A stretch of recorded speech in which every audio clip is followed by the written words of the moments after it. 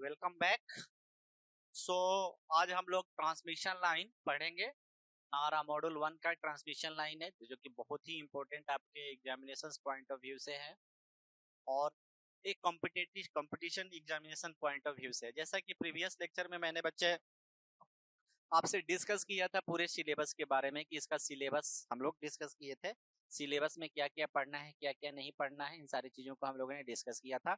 और आपके 7 सेमेस्टर में कौन सा सिलेबस पढ़ना है प्रॉपरली उसको हम लोगों ने देखा। तो मैंने बोला था कि ट्रांसमिशन लाइन के ये आपका पूरा वहां पे मैंने डिस्प्ले किया था कि ट्रांसमिशन लाइन है और पूरी ट्रांसमिशन लाइन के बारे में आपको डिटेल्स में यहाँ से स्टडी करना है, पढ़ना है, यही आपके कोर्स में है। ठीक है, तो हम लोग यहाँ पे ट्रांसमिशन लाइन की जरूरत क्यों पड़ी है ना, इसको हम लोग ये देखेंगे। पहले हम लोग देख लेते हैं कि टाइप्स ऑफ ट्रांसमिशन लाइन, कितने तरीके के हमारे ट्रांसमिशन लाइन हमारे पास होते हैं, कितने तरह के ट्रांसमिशन लाइन होते हैं। तो देखो ये जैसे हमारे पास हम ट्रांसमिशन लाइन का मतलब क्या हुआ, यहाँ पे जो आपको एनिमेशन दिख रहा है ये हम यहाँ पे ये दिखाने की कोशिश किए हुए हैं कि हमारे ये ट्रांसमिशन लाइन है। यहाँ पे ये जो देख रहे हो ये हमारा ट्रांसमिशन लाइन है, ये पूरा का पूरा हमारा ट्रांसमिशन लाइन है। और इस ट्रांसमिशन लाइन को हम यहाँ सोर्स वोल्टेज, यहाँ से हम सोर्स दिए हुए हैं और सोर्स जब दिए हुए हो इसके अंदर सोर्स आपने डाला हुआ है तो इस सोर्स वोल्टेज से कैसे हमारा ट्रांसमिट होकर के लोड पे हमारा वेव पहुंचता है। यहाँ पे आप देख रहे हो कि ये लोड वोल्टेज है, यहाँ पे लोड डाला गया है। लोड का मतलब लोड कुछ भी हो सकता है, जैसे कि इस ट्रांसमिशन लाइन से हमारा यही लोड है ना, ये हमारा स्पीकर क्या है, लोड है। अगर इस ये हमारे पास ट्रांसड्यूसर जो यहाँ पे माइक लगा हुआ है हमारे वॉइस को ट्रांसवर्ट कर रहा है, तो या और यहाँ से कहीं रिसीवर, हमारे पॉकेट में एक और रिसीवर रखा हुआ है जो कि यहाँ से ट्रांसमीटर लोड की तरफ हमारे वेव को लेकर के जा रहा है। तो ये है transmission parallel wire transmission line. अब इस पैरेलल वायर ट्रांसमिशन लाइन के अंदर हमारा ईएम वेव का पैटर्न कैसा बन रहा है, तो ये आप ये देख सकते हो।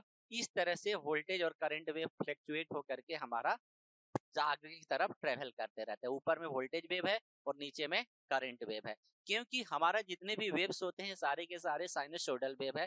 तो आप ये देख सकते हो कि किसी भी टाइम पे अगर हम लोग यहाँ पे ये देखें बच्चे कि किसी टाइम टी पे, है ना, किसी टाइम टी पे यहाँ पे आप ये देख सकते हो कि ये हमारे पास एक टी इक्वल टू यहाँ पे जो सोर्स वोल्टेज हम यहाँ से लगा रहे हैं ये वीएस, ये सोर्स वोल्टेज है।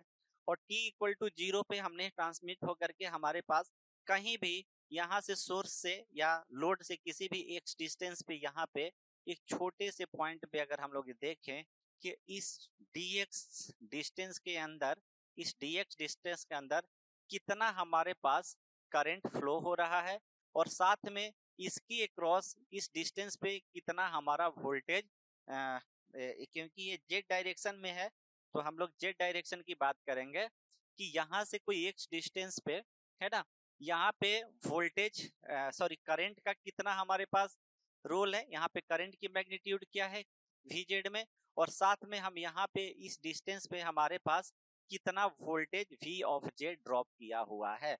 तो हमारा वेव हम ट्रांसमिशन लाइन के अंदर, क्योंकि ट्रांसमिशन लाइन के अंदर हमें क्यों जरूरत पड़ी, कैसे क्या क्या होता है, ये सारा चीज हम यहाँ पे देखने वाले हैं कि किसी भी डिस्टेंस पे वोल्टेज या करंट हमारा कैसे चला जा रहा है। तो ये सारी चीजों को हम लोग यहाँ पे बच्चे देखने वाले हैं। ठीक है, तो ये बहुत ही मजेदार लेक्चर होने वाला है और इस पैटर्न पे हम फिर से आएंगे कि कैसे हमारा वेव हमारा पूरा का पूरा ट्रांसमिट हो रहा है। तो पूरा का लेक्चर मैं आपसे प्रॉमिस कर रहा हूँ कि इसी तरह एनिमेशन के थ्रू आपके पूरा दिमाग में मुझे डाल देना है कि एक्चुअली में हमारे पास वेव ईएमएफटी क्या होता है, वेव प्रोपोगेशन कैसा होता है, कैसे हमारे किस तरीके से हम अपने मोबाइल गाना को सुनते हैं, अपने स्पीकर्स लगा करके गाना कान में सुनते हैं, जिसको कि आप बोलते हो ईयरफोन लगा करके गाने को सुनते हो, म्यूजिक का आनंद लेते हो, किसी से बातें करते हो, ये सब कैसे हमारी एनर्जी ट्रांसमिट हो रहा है, या लैपटॉप में डाटा ट्रांसफर करते हो डाटा केबल यूज करके, इन सारी चीजों को हम लोग यहाँ पे बहुत डिटेल में समझने वाले हैं। ठीक है, तो देखिए बच्चे, पहले तो हमारे पास ये समझना जरूरी है कि types of transmission line, transmission line के कितने टाइप्स होते हैं। तो हमने यहाँ पे जैसा कि बच्चे आपको बताया हुआ है कि जो हमारे पास ट्रांसमिशन लाइन के टाइप्स हैं, हमने जो यहाँ पे ट्रांसमिशन लाइन का टाइप्स लिया हुआ है, इसमें पहला है हमारे पास बेसिकली 2-3 तरीके के हम ट्रांसमिशन लाइन को देखते हैं, जिसमें कि पहला है ओपन वायर ट्रांसमिशन लाइन। देखो ये ओपन वायर ट्रांसमिशन लाइन हमने यहाँ पे बनाया हुआ है, ये हमारा क्या है, ओपन वायर ट्रांसमिशन लाइन, मतलब कि जो हम कनेक्शन दे रहे हैं इसके अंदर इसको तोड़ोगे तो देखोगे इसके दो वायर है, इसके अंदर क्या है, दो वायर लगे हुए हैं, ठीक है, इसके अंदर दो वायर लगे हुए हैं, तो ये हमारा क्या है, ओपन वायर ट्रांसमिशन लाइन है, ओपन वायर ट्रांसमिशन लाइन है। तो या इसी को बोलते हैं पैरेलल कंडक्टर, है ना, ओपन वायर ट्रांसमिशन लाइन या two parallel conducting transmission line, इस तरह से हमारा ट्रांसमिशन लाइन है। और जैसा कि मैंने इसके प्रीवियस में ये दिखाया था कि अभी तो यहाँ पे मैंने यहाँ पे आप ये देख रहे हो कि इस वायर के थ्रू जब यहाँ से वेव को फीड करते हैं, इसके अंदर हम जब वेव को फीड करेंगे बच्चे, इसके अंदर जब हम वेव को फीड करेंगे यहाँ से, तो ये पूरा का पूरा वेव हमारा कैसे ट्रांसमिट होगा इसके अंदर, तो इस तरह से वेव हमारा ट्रांसमिट होकर साइनोसॉइडली प्रोपोगेट करता रहता है, ठीक है। तो ये बड़ा इंपॉर्टेंट है, बड़ा मजेदार है। तो इसमें ये ओपन वायर ट्रांसमिशन लाइन है, it consist of two parallel conducting wire spaced by a dielectric medium, ये दोनों के बीच में एक डाई इलेक्ट्रिक मीडियम डाला रहता है ना, ताकि ये दोनों एक दूसरे से बहुत पास ना हो, इनके अंदर इंटरफेयर, इनके अंदर हमारा शॉर्ट सर्किटेड ना हो, तो ये भी बहुत, इनके अंदर हमें क्या रखते हैं, इनको space as a dielectric medium. Its one end is connected to the source end, मतलब यहाँ पे हम सोर्स लगा सकते हैं, यहाँ पे हम सोर्स लगा सकते हैं, यहाँ पे बच्चे हम सोर्स लगाते हैं, and the other source end and the other end is, है ना, and the other end is connected to the load, load से हम इसको कनेक्ट किए हुए हैं। यहाँ पे हम क्या लगाते हैं, तो यहाँ पे हम लोड को लगा सकते हैं, लोड, यहाँ पे हम लोड लगाते हैं, ठीक है। तो यहाँ पे हमारे पास लोड RL है ना, आपको दिखता तो नहीं होगा, इतना पतला लिखा जा रहा है, तो ये हम लगाते हैं, ठीक है। साथ it is one of the simplest form of the transmission line and cost low, ये बहुत ही सिंपलेस्ट होता है, बहुत ही इसका कॉस्ट कम होता है। जैसे कि आपको ये वायर जैसे हम लोग लेने जाते हैं तो बहुत ज्यादा महंगा नहीं होता है। आप कभी सोचे हो कि हमारे घर में जैसे, आई डोंट नो कि आप इस चीज को कब सोचे हो या नहीं सोचे हो, हम उस पर बात नहीं कर रहे हैं, लेकिन मैं एक बहुत मजेदार चीजें आपको बता रहा हूँ, यहाँ पे बहुत मजेदार चीजें बता रहा हूँ आपको, बहुत इसमें से मजा आने वाला है। कि वो क्या है कि जैसे आप हमारे पास एक, हम यहाँ पे एक पावर सप्लाई हमने लिया हुआ है, ध्यान से समझना, ये पावर सप्लाई है, इस पावर सप्लाई से ये वायर लेकर के हमारे पास यहाँ पे अगर सपोज दैट हमको एक बल्ब को जलाना है ना, इस एक बल्ब को या एलईडी को जलाना है, और गलती से ये वायर हमारा टूट जाता है, कहीं से ये टूट गया, यहाँ से ब्रेक कर गया ये वायर, हम लेते हैं और ऐसे रगड़ करके जोड़ देते हैं, जोड़ देने के बाद फिर ये लाइट हमारा जलना शुरू हो जाता है। एक तो एक ये बात होगी, ये बात होगी। दूसरी बात ये हो गई कि फिर अगर आपने कोई ईयरफोन आपने लिया हुआ है, और ईयरफोन आपने लिया हुआ है, और ईयरफोन का वायर अगर कोई बच्चा यहाँ से, कोई घरों में कोई भी यहाँ से ऐसे तोड़ दे, काट दे, आप उसको जोड़ोगे ना तो गाना उतने बढ़िया सुने, हल्का फुल्का बहुत से केस में आप गाने को सुन लेते हो, लेकिन इससे पहले मतलब जैसा पहले आपने खरीद करके लाया हुआ था, नया हमारा था, टूटा नहीं था, और जब हम उसको जोड़ दिए हैं उसके बाद गाने के साउंड के मेलोडियस नहीं होगा, इरिटेटिंग साउंड आएंगे, एग्जैक्टली उतना आपको एंजॉय नहीं कर पाओगे। अब बहुत मोस्ट ऑफ द केस में यही होता है कि आप नहीं कर पाते हो। ऐसा क्यों होता है, ये सारे चीजों का जवाब हम लोग ट्रांसमिशन लाइन में आगे चल करके समझने वाले हैं, है ना, ये सब कुछ है। तो ये है हमारे पास, तो पहला जो काइंड है हमारे पास, जो पहला टाइप है ओपन वायर ट्रांसमिशन लाइन। ये आपके सीधा एग्जाम में आएगा कि कितने टाइप्स के ट्रांसमिशन लाइन होते हैं, टाइप्स ऑफ ट्रांसमिशन लाइन कितने होते हैं, है ना, तो ये पूरा आएगा। तो पहला है कि आपको याद रखना है कि open wire transmission line is the most important है ना। सेकेंड है coaxial transmission line. Coaxial transmission line क्या होते हैं, कोएक्सियल ट्रांसमिशन लाइन क्या होते हैं, अभी तो मेरे पास कुछ ऐसा है नहीं कि मैं आपको दिखाऊं, अदरवाइज मैं दिखा सकता था कि कोएक्सियल, आप ये देखते हो ना जो इंसर्ट करते हैं हम लोग, जैसे किसी चीज में हम इंसर्ट जो करते हैं गाना सुनने के लिए अपने लीड्स को इंसर्ट करते हैं, वो कोएक्सियल, वो कैसा दिखता है, ऐसा ही तो होता है, ये ऐसा ही होता है ना। तो ये कोएक्सियल ट्रांसमिशन लाइन भी होता है, जो कि हम लोग डेली टाइम लाइफ में इसको हम लोग यूज करते हैं, इसको हम लोग डेली लाइफ में यूज करते हैं। This is the coaxial transmission line and it is formed when a conducting wire is inserted inside a hollow, ये कब फॉर्म होता है, तो यहाँ पे it is formed when a conducting wire is inserted inside a hollow cylinder coaxial and the space between them is filled with a dielectric material such as air, gas, water. ये जो dielectric material इसके अंदर हम डालते हैं इससे होता है, ठीक है।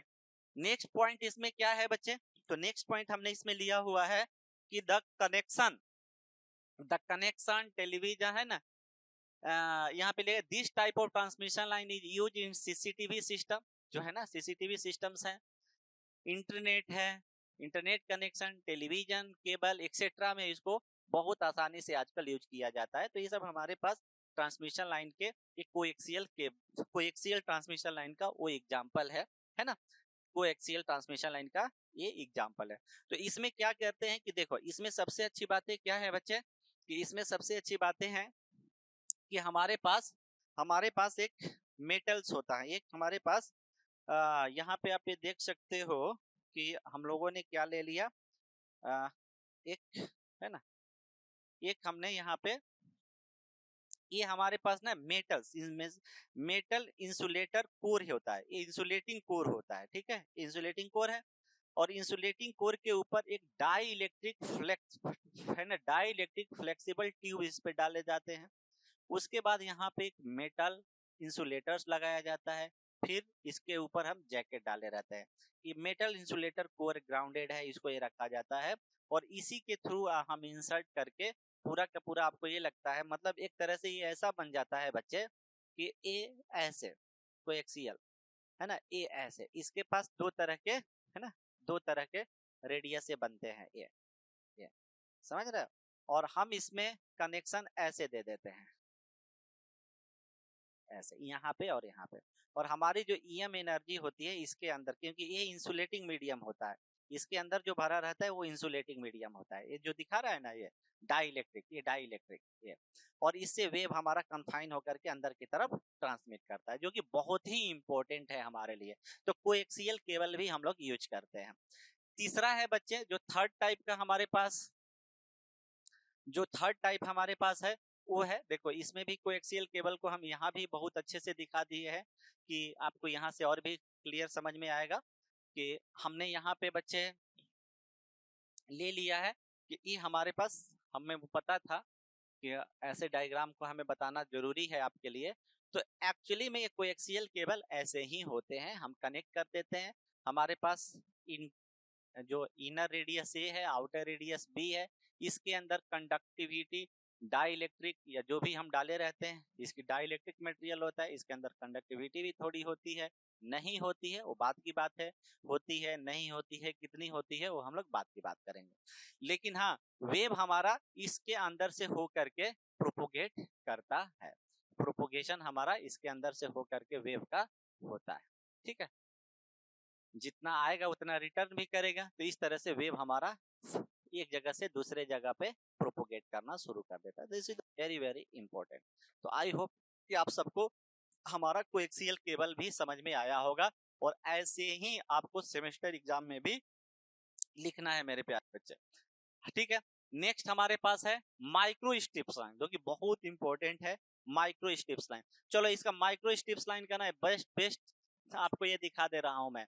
ये है एक तरह का माइक्रो स्ट्रिप लाइन ही है ना, ये जो देख रहे हो ना, ये भी एक कनेक्टिंग वायर है, ये माइक्रो स्ट्रिप लाइन ये बनाया गया है यहाँ पे, है ना, जो कनेक्ट हम करते हैं। तो ये हमारे पास माइक्रो स्ट्रिप्स लाइन भी हमारा क्या है, एक तरह का एक ट्रांसमिशन लाइन है, क्योंकि हम ऐसा नहीं हो सकता है ना कि कहीं ऐसे जोड़ देंगे, ऐसे जोड़ देंगे वायर को, ऐसे कनेक्ट कर दे नॉर्मल तरीके से, तो वहां पे हमारा जो हाई फ्रीक्वेंसी वेव है वो ट्रांसमिट हो जाए, क्योंकि ट्रांसमिशन लाइन से हाई फ्रीक्वेंसी वेव को ट्रांसमिट कराया जाता है। अगर वो लो फ्रीक्वेंसी रहता ना तो हम नॉर्मल कंडक्टर से उसको फ्लो करा सकते थे। और क्यों ऐसा करते हैं, जब ट्रांसमिशन लाइन में ऐसा क्या होता है, हाई फ्रीक्वेंसी पे ऐसे कौन सी प्रॉब्लम आ जाती है उसको हम लोग देखेंगे। तो माइक्रो स्ट्रिप्स लाइंस हमारे पास हैं। माइक्रो स्ट्रिप लाइन आप ये देख लो, ये आएगा भी आपके एग्जाम में, ये बहुत इंपॉर्टेंट है, आपके एग्जाम में ये आने वाला भी है, ठीक है। तो माइक्रो स्ट्रिप्स लाइंस क्या होता है, इसके बारे में थोड़ा सा जान लेते हैं मेरे प्यारे बच्चे। और इसके बारे में जब जानोगे है ना, तो देखो इसके बारे में हम जितना ही जानेंगे उतना ही सही रहेगा। तो या हम दूसरा कलर ले लेते हैं, चलिए इस कलर को ले लेते हैं, ठीक है। तो यहाँ पे देखिए क्या है कि it is unsymmetrical parallel plate line that has a dielectric substrate with a metallized ground at the bottom and the thin conducting strip on the top with thickness T and W। ये हमारे पास width इसका W ले लिया गया है और thickness इसका T। ये जो thickness है यहाँ से, ये thickness है T, ठीक है, ये thickness T है और width इसका W, ये width ले लिया गया है। आपको ये width दिखता होगा। तो एक ग्राउंडेड प्लेट होता है, इसके ऊपर डाइलेक्ट्रिक मटेरियल होते हैं और यहाँ पे हमने यहाँ पे ये मेटालिक कंडक्टर ले लेते हैं, इसी से कनेक्शन देते हैं, है ना, इसके थ्रू हम कनेक्शन देते हैं ऐसे, और हमारा एनर्जी इससे हो करके फ्लो करता है, अंदर से हो करके हमारा एनर्जी फ्लो करता है, इलेक्ट्रोमैग्नेटिक एनर्जी। तो ये भी एक हमारा टाइप है माइक्रो स्ट्रिप्स लाइन का, माइक्रो स्ट्रिप। तो ये हमारे पास जो टाइप्स ऑफ ट्रांसमिशन लाइन है ये है बच्चे, ऐसे ही आपको पूरा डिटेल में हम लोग को देखना है। एक और बड़ा इंटरेस्टिंग चीज लेकर के आया हुआ हूँ कि नीड्स ऑफ ट्रांसमिशन लाइन, मैं क्वेश्चन पूछूंगा, ये बड़ा इंपॉर्टेंट है आप सबके लिए, और बहुत कम बच्चे इस बात को समझ पाते हैं कि आखिर ये सारी चीजें ऐसा कैसे होता है। तो यहाँ से हम लोग देखेंगे नीड्स ऑफ ट्रांसमिशन लाइन। जरा ये देखो, जरा ये देखो हमारे पास बच्चे, मैं क्या बताने वाला था, है ना, यहाँ पे कि हम यहाँ पे देख रहे हैं कि नीड्स ऑफ ट्रांसमिशन लाइन, अगर हम यहाँ पे देख रहे हैं, है ना, कि ये आखिर क्यों जरूरत पड़ी हमें ट्रांसमिशन लाइन की। नीड्स का मतलब हम इस क्वेश्चन के ही पूछने का मतलब है। आप जरा सोचो, जैसे कि हम लोग नेटवर्क थ्योरी में हम लोगों ने पढ़ा था कि भाई कोई भी वायर ले लेते हैं और इस वायर के पास हम अगर एक सोर्स रेसिस्टेंस RS और सोर्स वोल्टेज VS है और ट्रांसफर यहाँ से हम, ये हमारा सोर्स साइड है और यहाँ से हम लोड अगर लगा देते हैं RL यहाँ पे, तो ये हमारी एनर्जी ट्रांसमिट हो जाती है। यहाँ से जो भी वोल्टेज हम चाहे लो वोल्टेज लेते हैं, लो फ्रीक्वेंसी वोल्टेज ले या हाई फ्रीक्वेंसी, हम ट्रांसमिशन लाइन हम लोग नेटवर्क सर्किट में पढ़े हुए हैं, हमारे पास यहाँ भी उसी वेव को हमें यहाँ से अपनी लोड, यहाँ पे एक वेव वोल्टेज या करंट यहाँ पे जो भी पैदा हो रहा है उसको हम लोग एक दूसरी जगह पे, इस जगह से यहाँ पे हम ट्रांसमिट करना चाह रहे हैं। तो सिंपल क्यों ये कंडक्टर से, जो कंडक्टिंग वायर में हम लोग पढ़े थे कि कॉपर वायर है ना, इससे करंट फ्लो कर रहा है, KCL KVL उस पे अप्लाई कर रहे हैं, ये सारी चीजें कर रहे हैं, तो हमें आखिर यहाँ पे जब कुछ हम कर ही रहे थे तो एक नई चीज हमें क्यों पढ़ने की जरूरत पड़ी, ये बात समझ में आई। तो नीड्स ऑफ ट्रांसमिशन लाइन हमें क्यों जरूरत पड़ी, ये बहुत ही इंपॉर्टेंट फिनोमिना है, इसको हम लोगों को यहाँ पे समझना बहुत जरूरी है, ठीक है। तो नीड्स ऑफ ट्रांसमिशन लाइन पहली चीज। तो नीड्स ऑफ ट्रांसमिशन लाइन में ये देखना है कि देखियो वी कैन नॉट अप्लाई, है ना, क्या होता है कि हम लोगों ने देखा है कि लो फ्रीक्वेंसी, है ना, for low frequency, for very low frequency, low frequency, है ना, we can apply KCL and KVL, है ना, to find the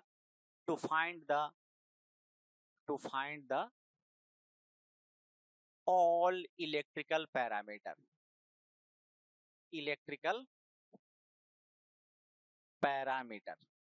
सारे इलेक्ट्रिकल पैरामीटर के लिए लो फ्रीक्वेंसी में हम KCL KVL को अप्लाई कर लेते हैं। लेकिन हम यहाँ पे ये देखना चाह रहे थे कि what happened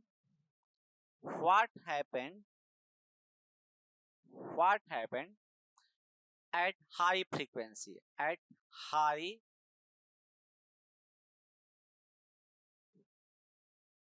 high frequency signals. जब हाई फ्रीक्वेंसी सिग्नल हम इनपुट पे दे रहे हैं तो वहां पे क्या हो रहा है, क्या हम वहां पे डायरेक्ट KCL या KVL हम वहां पे अप्लाई कर पाएंगे, क्या हम वहां पे डायरेक्ट KCL या KVL अप्लाई कर पाएंगे, ये हमारे लिए सबसे इंपॉर्टेंट बात थी। तो आंसर था no, we can not we can, मैं बड़ा बड़ा बड़ा लिख दे रहा हूं, कैन नॉट अप्लाई केसीएल और केवीएल। हम नहीं अप्लाई कर सकते for finding at high frequency, high frequency. अब जब नहीं लगा पाते, क्योंकि हाई फ्रीक्वेंसी के केस में क्या होगा कि वोल्टेज या करंट, जब हाई फ्रीक्वेंसी वेव जब किसी कंडक्टर से चलता है, ये कंडक्टर है, और हाई फ्रीक्वेंसी वेव हमारा जब यहाँ से, जिसकी फ्रीक्वेंसी बहुत ही ज्यादा है, बहुत तेजी से चेंज हो रहा है, तो इसके अंदर, इस कंडक्टर के अंदर हमारा वोल्टेज या करंट वेव हमारा कांस्टेंट नेचर के रह ही नहीं जाता है। और कांस्टेंट नेचर न होने की वजह से वो ओम्स लॉ को लीनियर डिवाइस की तरह एक्ट नहीं कर पाता है। और केसीएल और केवीएल हम अगर अप्लाई करें वहां पे, ओम्स लॉ ही हम नहीं लगा पाते हैं, है ना, ओम्स लॉ के ही हम नहीं अप्लाई कर पाते हैं, तो इसकी वजह से ऐसा होता है।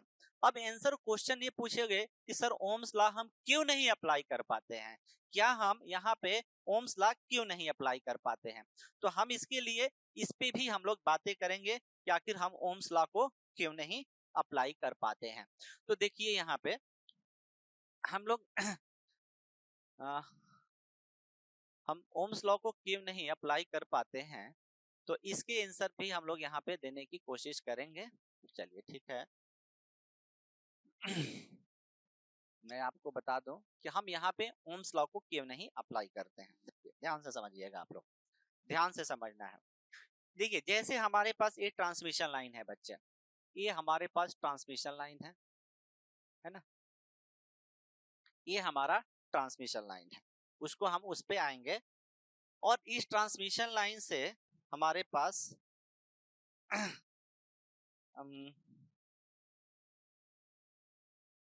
चलिए ट्रांसमिशन लाइन है हमारे पास, और इस ट्रांसमिशन लाइन पे ये है ट्रांसमिशन लाइन, ठीक है। और यहां से बच्चे इस ट्रांसमिशन लाइंस के थ्रू, है ना, यहाँ पे आपने एक सोर्स वोल्टेज, एक रेसिस्टर, सोर्स रेसिस्टेंस है, इनपुट वोल्टेज है। मैं इसको थोड़ा सा फिर से बनाता हूँ, मैं यहाँ पे बना दे रहा हूँ कि this is the our 2 wire transmission line, 2 wire transmission line. इसको ध्यान से समझना है सबको, सबने ध्यान से इसको समझना है, ठीक है। और इस ट्रांसमिशन लाइन के अंदर, है ना, एक स्विच लगा दिए t=0 पे, और यहाँ पे हम सिंपली ये कर रहे हैं कि सोर्स वोल्टेज, हम अभी सोर्स रेसिस्टेंस को नहीं कंसीडर कर रहे हैं, हम सोर्स वोल्टेज को यहाँ पे t=0 पे इस स्विच को हम क्लोज करेंगे। और यहाँ पे आपने लोड लगाया हुआ है, यहाँ पे बच्चे आपने लोड लगाया हुआ है, ठीक है। तो चलिए यहाँ पे आपने लोड लगाया हुआ है। अब ये है आपका RL, ये है RL, ये है आपका RL, लोड रेसिस्टेंस RL। और यहाँ पे जो वोल्टेज VL है, मान लो कि ये हम कह दिए कि यहाँ पे VQ पोटेंशियल यहाँ पे आ रहा है। और यहाँ पे अगर कोई भी एट t=0, एट t=0, देखो ये हमारे पास ये साइनसोइडल वोल्टेज है, टाइम के रिस्पेक्ट में VS हमारा सोर्स वोल्टेज हमारा यहाँ से वेरी कर रहा है। अब बच्चे मैं ये बोल रहा हूँ, मैं आपसे ये बोलूं कि एट t=0 पे जो VS की वैल्यू है वो VP है। मतलब कि हम जब स्विच को ऑन कर दे रहे हैं तो यहाँ पे वोल्टेज हमारा VP है। और यहाँ पे मान लो कि ये कोई टर्म हमारा VP का है, ये कोई टर्म हमारा VQ का है, ये VQ का है, ये VP का है, इसको ध्यान से समझना है आपको। ये VP का है, ये VQ का है, ये ध्यान से समझना है। आप इसके अंदर ओम्स लॉ कैसे लगा सकते हो कि if at t=0 VP=VQ, then we apply Ohm's law,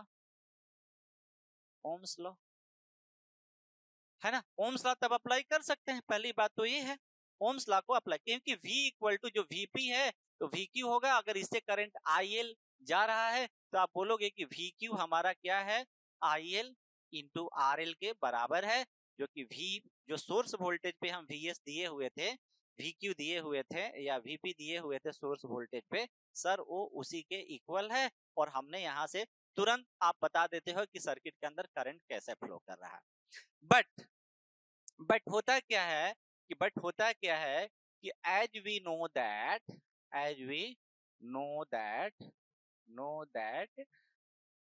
high frequency wave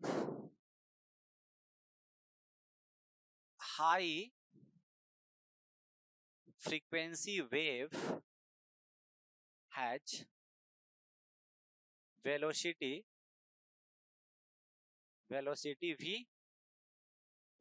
v in transmission line. इस ट्रांसमिशन लाइन के अंदर, ये ट्रांसमिशन लाइन को हम शॉर्ट में T/L से लिख दे रहे हैं। इस ट्रांसमिशन लाइन के अंदर अगर ये हाई फ्रीक्वेंसी वेव है और इसके अंदर ये v वेलोसिटी से मूव कर रहा है और ये टोटल डिस्टेंस लेंथ l है, तो हम ये कहेंगे ना, then it must takes some finite time to reached at load side.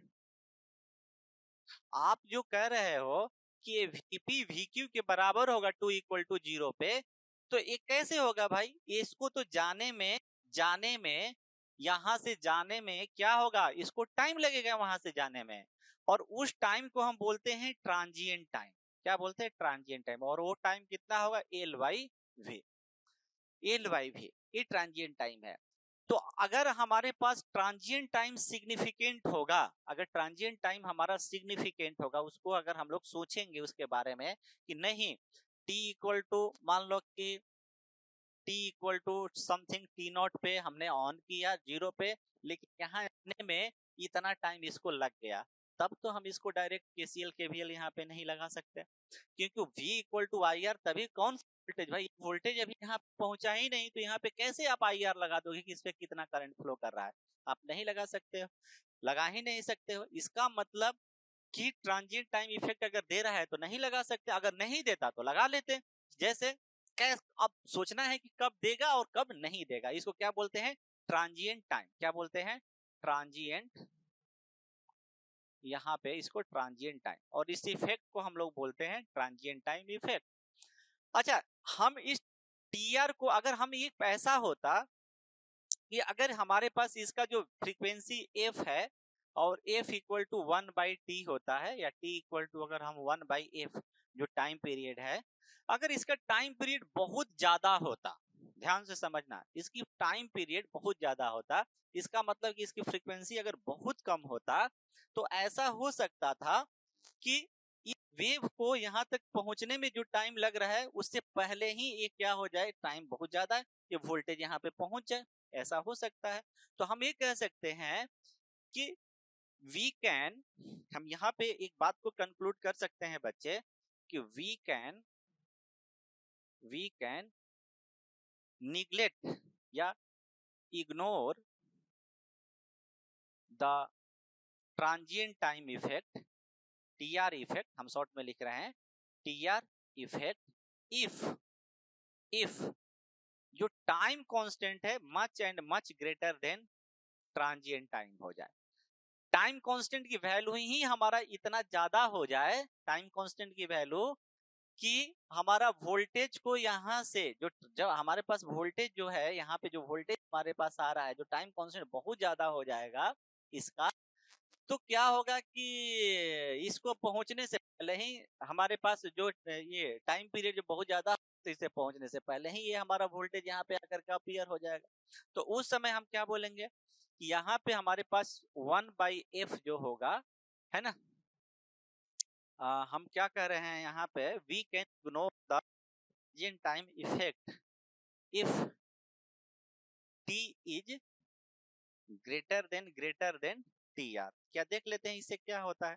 तो अगर इसको ग्रेटर देन हम L बाई V कह दें, और इसको V बाई, है ना,